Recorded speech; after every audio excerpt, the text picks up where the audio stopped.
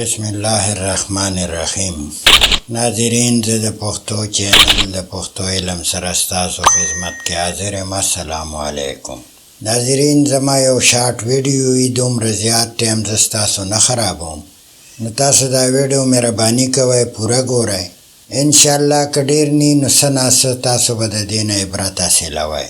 هسې یو خبره مې اورېدله، هغه یو پوجي ویلې، هغه چې کله ریټایر شو نو د هغه یو دکاندار سره دوستانه وه. نو هغه دکاندار یو طوطي ساتلی او نو هغه ته یې ټولې خبرې ښودلې وې. دا پوجي به ټایم پاس کولو دپاره دې دکاندار له راته او ده سره به یې ګپ شپ لګاو. دا طوطي د دې پوجي نه ډېر تنګ راغی، چېرې روزانه دی را رواني. نو یو ورځ یې ورته طوطي وایي پوجي. نو پوجي ورته وایي ولې؟ طوطي ورته وایي ډېر دلی. نو هغه دکاندار د طوطي مالک هغه یو چوکه راواغسته، طوطي ډېر وران وران وو. په سبا باندې چې بیا پوجي راغی، نو طوطي ورته وایي پوجي؟ وایي ها. وایي ډېر زیات غټ دلی. ها دکاندار بیا یو چوکه راواغسته او ډېر سم سمې وو، او ورته وی که بیا دې وي نو بیا دې حلالوم. نو په درېیمه ورځ چې پوجي راغی، نو هغه طوطي ورته وایي پوجي؟ وایي ها. وایي نور خو پوهې که نه. نو زه به تاسو ته دا خبره وکړم، ډېر د مزې خبره وه. نو د دې نه بعد مونږ یو متل له راځو، وایي په دوو بیړو خپې مږده. نو په دوو بیړو خپې ږدلو مطلب دا دی چې یو سړي یو کار پوره کړی نه دی او بل کار پسې ټوپونه وایي. نو ته خو یو سر ته ورسوه، نو بیا بل کار ته لاس اچوه.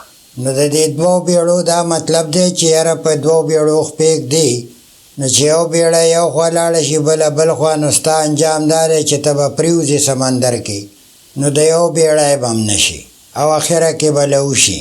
نو دې پښتنو موږ ته دا متل د دې دپاره پرېښی چې یو کار سر ته رسوئ بیا بل کار ته لاس اچوئ. دا نه چې یو کار دې رانیولی او د بل غم هم کې چې یاره دا بله مو سره کول غواړي. نو اکثر کوشش کوئ چې تاسو یو کار ونیسئ، هغه سر ته ورسوئ، بیا هغې پسې بل نیسئ، د بل د رسولو نه پس بیا بل نیسئ. نو په دې کې ستاسو کامیابي ده. کم سړی چې هر څه ته لاس اچي هغه د یو کار هم نشي. نو مهرباني وکړئ چې یو کار راونیسئ، یو کار سر ته رسوئ. او ناظرین، زه یو بل متل ته راځم، وایي په دې شملو کوچ نه راځي. نو ډېر خوندور متل دی. نو هغه مثال دا دی چې یو سړی د کار نی او ته د کار تمه کې، نو هغه ستا له دغه کار سر ته نشي رسولی. اول سړي ته وګوره، بیا هغسې کار پې کوه چې کم سړي سره د کم یو شي تجربه وي، په هغه باندې همغه کار کوه. دا نه چې تجربه یې وي او کار پې بل کې. نو په دغه شملو کوچ نه راځي. فرض که زه به یو مثال د طالب علم ورکم، ته ډېر سکول ته بیا رابې، خو د هغه په مزغو ټکی نه خیږي. نو که هغه سره ته ډېره خواري مو کې، نو د هغه په مزغو دا ټکی چې نه خیږي، نو دغه خواري ستا بېکاره ده. نو ځکه وایي چې په دې شملو کوچ نه راځي. نو لاول به هغه ته طریقه کار ښې، پس د هغې نه به هغه په مزه مزه روانېږي. چاهې که په هغې ډېر ټایم هم ولګي، خو زه دی به څه ځای ته ورسي. د هغې مثال دی چې دغه شملو نه کوچ وتي. نو که ته پکې ډېر منداړون وی، خو د هغې نه کوچ نه راځي. نو هسې خواري مه کوه. نو په دې وجه باندې چې کوم سړی د کار نی، د ټک نی، د هغه نه هېڅ تمه مه ساته چېرې دی به ماله دا کار وکړي. او د دې یو بل متل دی، وایي وګوره سړی نو واچوه ورته پوزې. نو لاول سړی ګورئ چې دا د کار دی او که نه دی، هله ورته پوزې اچوئ. او دې سره یو بل نږدې متل دی، وایي هسې مړي مه په پړي کوه. دا درې واړه متل یو بېکاره سړي دپاره دي چې د هغه نه ټک کار نه کېږي او ته پې کارونه کې، نو ستا کار به سر ته نه رسي. نو الله تعالی په دې انسانانو کې هم داسې خلک پیدا کړی چې یو د کار ډېر زیات تکړه وي، او یو به داسې چې هغه کار ته کمبل اچوي، وایي یاره زه خو نن د کار نه یم، نو هغه د یو ورځ هم د کار نی.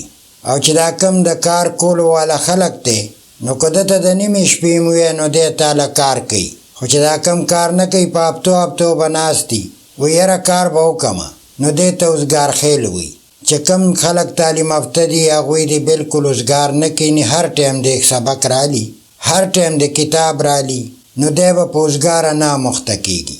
دغسې مزدورکار دی یا زمیندار دی اوزګار دی نه کینی انشاءالله تعالی دی به بالکل کامیاب او دی به اوزګار کلم نه کینی. دا یو عادت وي که کله په اوزګار باندې عادت شوي بیا به کار خوند نه درکوي.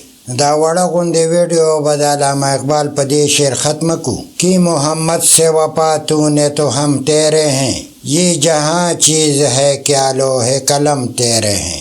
الله خوشحاله و آباد لره. اجازت غواړم. السلام علیکم.